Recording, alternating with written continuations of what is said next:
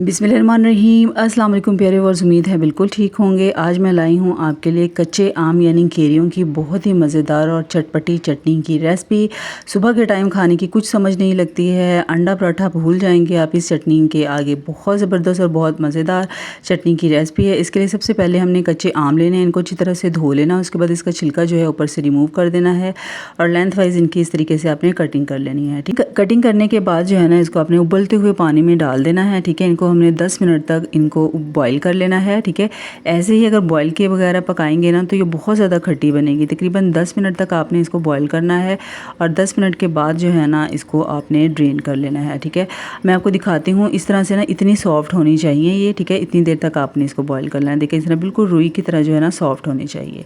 अच्छा जी, उसके बाद हम इसका जो है ना शीरा रेडी करेंगे। इसके लिए मैंने 3 टेबल स्पून ऑयल के डाले हैं, 4 छोटी इलायची है, हाफ़ टी स्पून इसके अंदर राई दाना डाला है, हाफ़ टी स्पून ही इसके अंदर कलवंजी डाली है और उसके बाद इनको अच्छी तरह से मिक्स कर देना है। सिर्फ 2 से 3 सेकंड तक जो है ना इसको हमने इसके घी में फ्राई कर लेना है। उसके बाद इसके अंदर हमने पानी डालना है। पानी तकरीबन ये 5 से 6 टेबल स्पून पानी है। साथ ही इसके 1 टीस्पून डाल देनी है कुटी हुई लाल मिर्च। ठीक है, ये आप अपने टेस्ट के हिसाब से डाल लीजिएगा। उसके बाद इसके अंदर मैंने 1.5 कप जो है ना चीनी का डाला है। अब हमने इसको इतनी देर तक पकाना है जब तक जो चीनी है ना अच्छी तरह से मेल्ट नहीं हो जाती।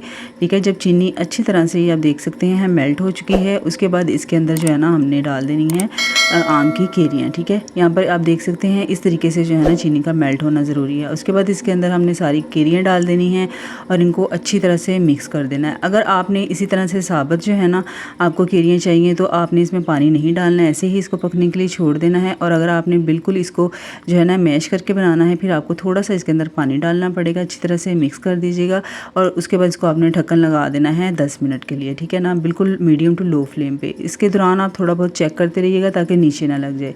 10 मिनट के बाद आप देख सकते हैं यहाँ पर हमारी चटनी जो है वह बिल्कुल रेडी हो चुकी है।